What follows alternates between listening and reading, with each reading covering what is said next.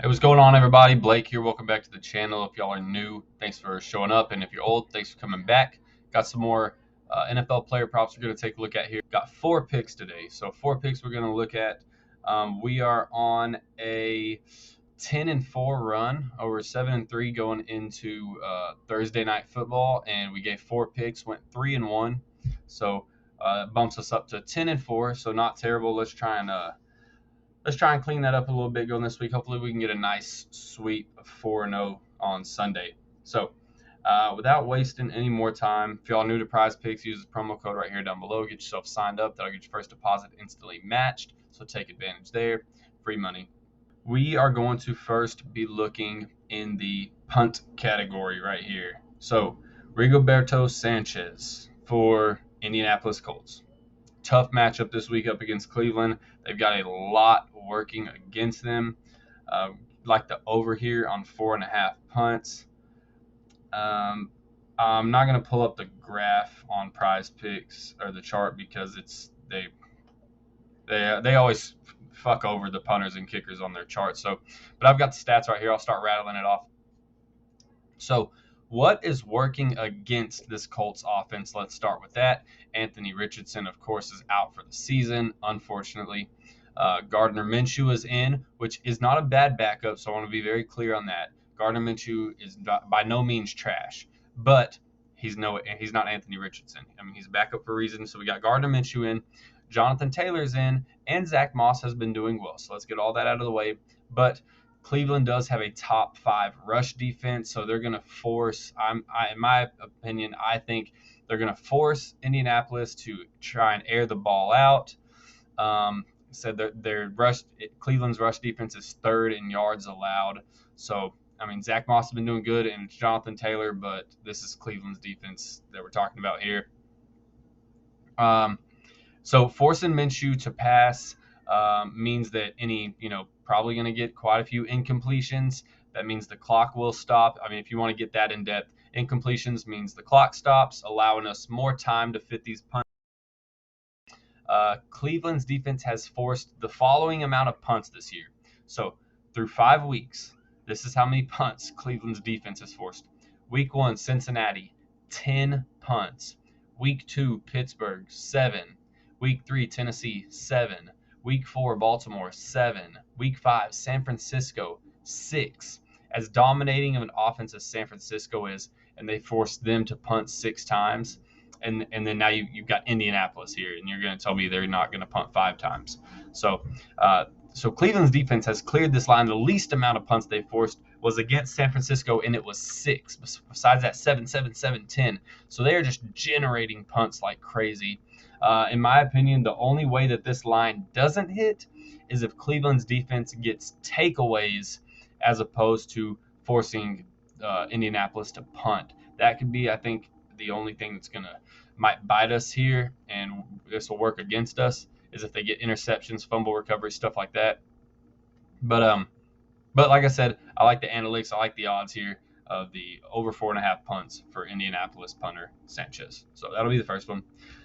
Second one is going to be actually the same game. We're going to flip the side of the ball, and it's going to be just type it in here.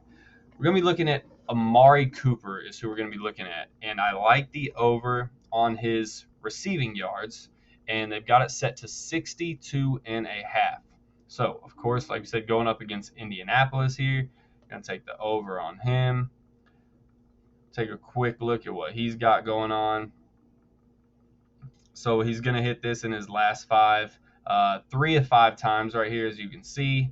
A couple of those he went under pretty well, but 3 of 5 we got going on here. So like I said, going up against Indianapolis, their pass defense is bottom 10 in the league throughout the categories. So nothing special there. Like we said, Cleveland should have plenty of chances to have the ball. Amari clears this line 3 of 5 games. With Deshaun Watson, who should be playing tomorrow, with Deshaun Watson, Amari clears this in 2 or 3 games. Without Deshaun Watson, he still clears it in 1 of 2 games. So, like we said, 3 of 5 games there.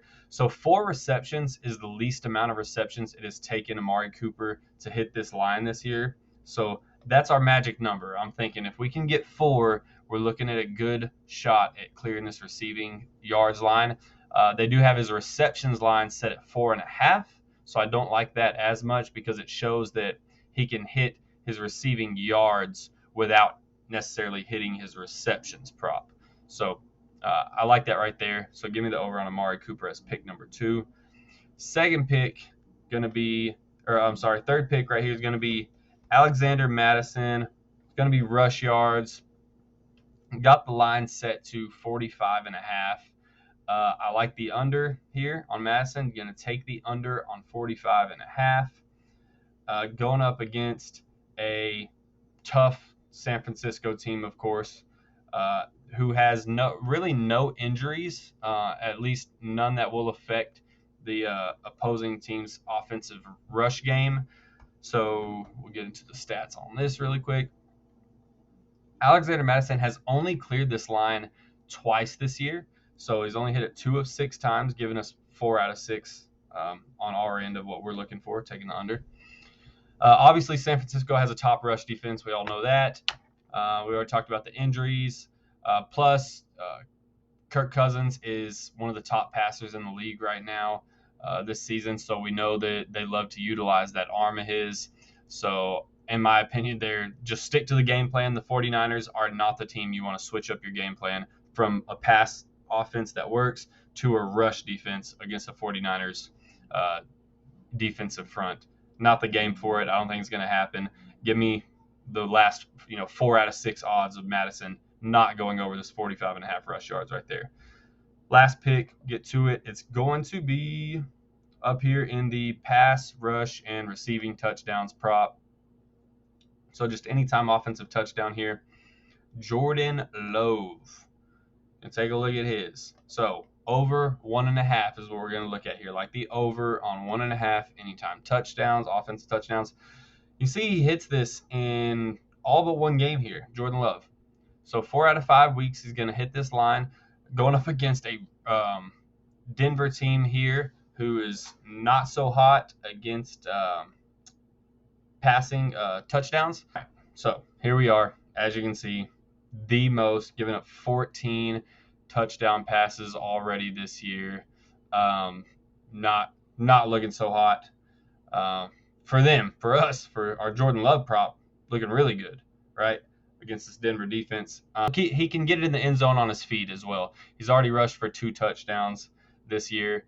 Jordan Love is averaging 32 pass attempts per game, and that number has actually, the only thing keeping that number down at 32 was the first 2 games. He only threw for like 25. But after that, he's like up in the 30s and 40s. So been slinging the ball a lot lately. Plenty of opportunity to get the ball in the end zone more than once with his legs or his arm against this terrible Denver pass defense. So that is going to be the 4 picks right there. Quick recap. Rigoberto Sanchez, 4.5 punts over. Amari Cooper, 62.5 receiving yards over. Alexander Mattison, 45.5 rush yards under. Jordan Love, over 1.5 anytime offensive touchdowns. That's going to be the 4 picks. Let me know what y'all think. Sub to the channel and like the video for me. Do me a favor there and drop your picks in the comments. Let me know what you think about these. Besides that, good luck, everyone.